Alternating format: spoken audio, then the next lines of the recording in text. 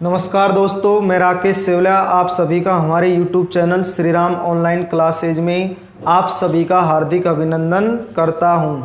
तो आज की क्लास के बारे में अपन देखेंगे पलायन वेग के बारे में, लेकिन उससे पहले एक महत्वपूर्ण सूचना कि कल से 9 AM मॉर्निंग में डेली आपकी लाइव क्लासेस शुरू होने वाली है। लाइव क्लासेस तो ध्यान रहे कि 9 AM से डेली लगेगी आपके साइंस की क्लास, तो आप लेना ना भूलें। आपके पास बेल आइकन को प्रेस कर लेना ताकि जो नोटिफिकेशन है सर्वप्रथम आपके पास आ जाए। तो देखो, आज अपन देखेंगे पलायन वेग के बारे में। एस्केप वेलोसिटी, पलायन वेग को क्या बोलते हैं? Escape velocity. इसको मैं रिप्रेजेंट करूंगा VE से। शॉर्ट फॉर्म में किससे रिप्रेजेंट करूंगा? VE से। तो देखो, पलायन वेग के बारे में समझो। पलायन वेग क्या होता है? मान लीजिए कोई वस्तु है, मैं उसको पृथ्वी तल से ऊपर की तरफ फेंकता हूं। तो जैसे ही मैं ऊपर की तरफ फेंकता हूं तो क्या हो, वो वस्तु जो पृथ्वी का गुरुत्वाकर्षण बल होता है उसको क्या कर जाए?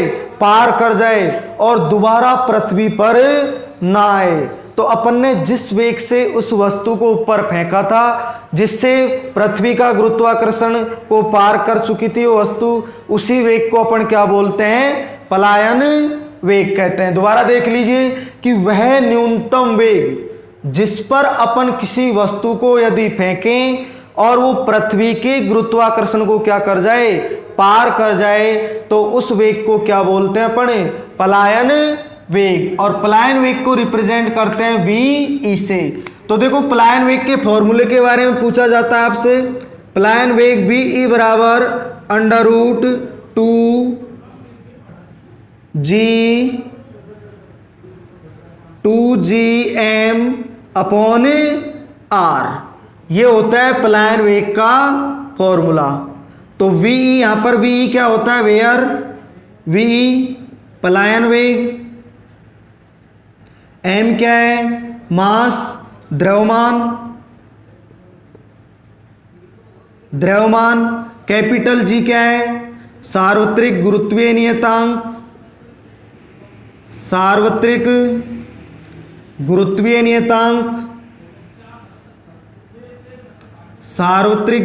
नियतांक।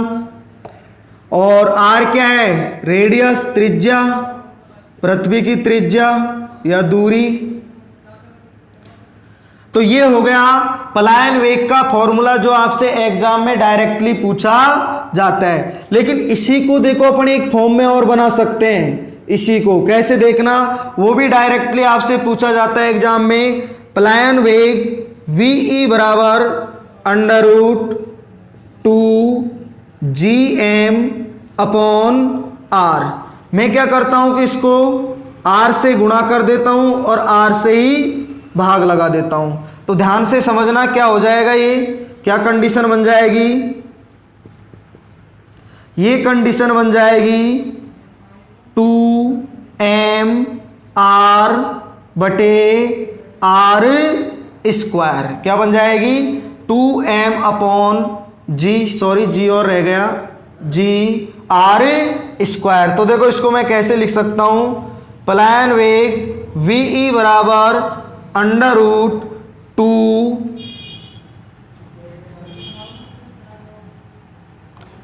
इसको देखो ध्यान से समझना इस कंडीशन को, gm/r²।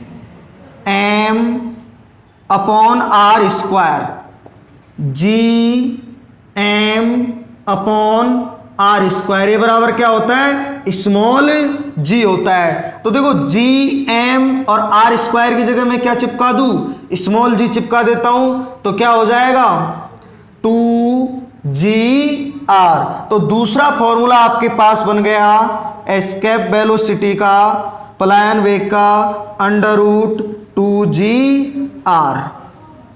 ये सबसे ज्यादा इंपॉर्टेंट है, ये फॉर्मूला ज्यादा इंपॉर्टेंट है। जब भी आपको r की वैल्यू दे रखी हो तो तुरंत आप उसका क्या निकाल सकते हो, पलायन वेग निकाल सकते हो। देखो यहाँ पर अपन को ज्यादा मेहनत करनी पड़ेगी, पहले m की वैल्यू रखेंगे, r की रखेंगे, g की रखेंगे, तब जाके v आएगा। लेकिन इस कंडीशन से, इस फॉर्मूले से डायरेक्ट जो पलायन वेग का फॉर्मूला आता है √2gr। आगे बात समझ में, तो ये डायरेक्टली आपसे एग्जाम में पूछा जाता है कि पलायन वेग का फॉर्मूला क्या होता है। तो पलायन वेग v बराबर क्या हो जाएगा, √2gr हो जाएगा। अब अपन देखेंगे पलायन वेग की वैल्यू कि ग्रहों पर या पृथ्वी पर पलायन वेग की वैल्यू कितनी होती है। तो देखो अब देखेंगे पलायन वेग की वैल्यू। देखो पृथ्वी के लिए पलायन वेग इंपॉर्टेंट है नोट्स। फर्स्ट है पृथ्वी के लिए पलायन वेग, पृथ्वी के लिए पलायन वेग।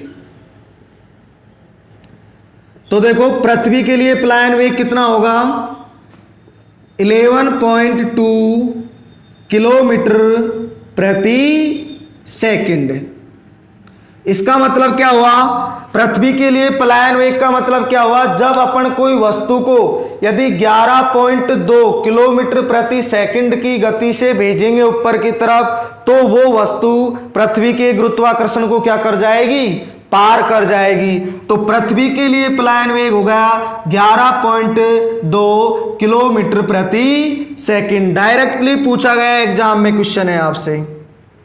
दूसरा देखो चंद्रमा के लिए पलायन वेग, चंद्रमा के लिए पलायन वेग, चंद्रमा के लिए कितना हो जाएगा, चंद्रमा का होता है 2.41 किलोमीटर प्रति सेकंड, या देखो कभी कभार एग्जाम में 2.37 भी आ जाता है किलोमीटर प्रति सेकंड। दोनों में से कोई भी आ सकता है, या तो 2.41 किलोमीटर प्रति सेकंड या 2.37 किलोमीटर प्रति सेकंड, समथिंग होता है दोनों। ये हो गया चंद्रमा के लिए पलायन वेग। अगला देखो सौर मंडल के लिए, पूरे सौर मंडल के लिए, सौर मंडल के लिए पलायन वेग। तो पूरे सौर मंडल को यदि पार करना है तो वस्तु को किस वेग से फेंकेंगे अपन, 42 किलोमीटर प्रति सेकंड। तो देखो पूरे सौर मंडल के लिए हो जाएगा पलायन वेग 42 किलोमीटर प्रति सेकंड। तो यहां से आपसे एग्जाम में डायरेक्टली क्वेश्चन पूछे जाते हैं पलायन वेग के बारे में कि पृथ्वी का पलायन वेग कितना होगा, चंद्रमा का पलायन वेग कितना होगा और सौर मंडल का पलायन वेग कितना होगा। आगे बात समझ में ले लीजिए आप इसका स्क्रीनशॉट। अब अपन नेक्स्ट देखेंगे, इसमें पलायन वेग और कक्षीय वेग में संबंध देखेंगे। पलायन वेग और कक्षीय वेग में रिलेशन, पलायन वेग व कक्षीय वेग में संबंध, कक्षीय वेग में संबंध देखेंगे। तो देखो पलायन वेग और कक्षीय वेग में संबंध क्या होता है। पलायन वेग अभी आपको मैंने बताया था VE बराबर क्या होता है, √2gr। ये क्या होता है, पलायन वेग। दूसरा देखेंगे अपन कक्षीय वेग। तो कक्षीय वेग को मैं रिप्रेजेंट करूंगा VO से, ऑर्बिट वेलोसिटी बराबर हो जाएगा GR, √GR। तो ये हो जाएगा, क्या हो जाएगा, ये कक्षीय वेग हो जाएगा।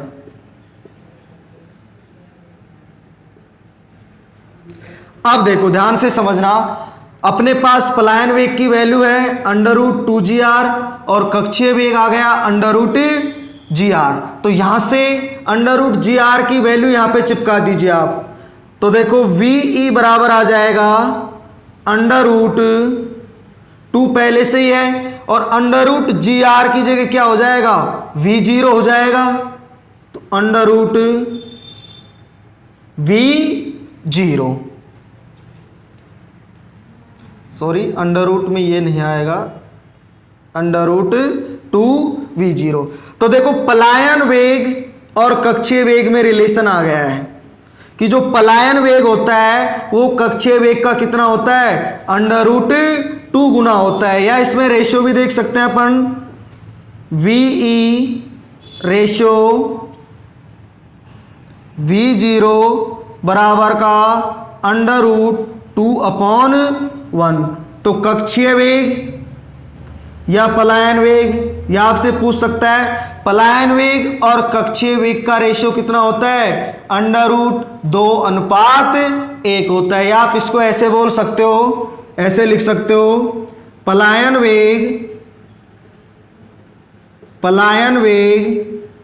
कक्षीय वेग का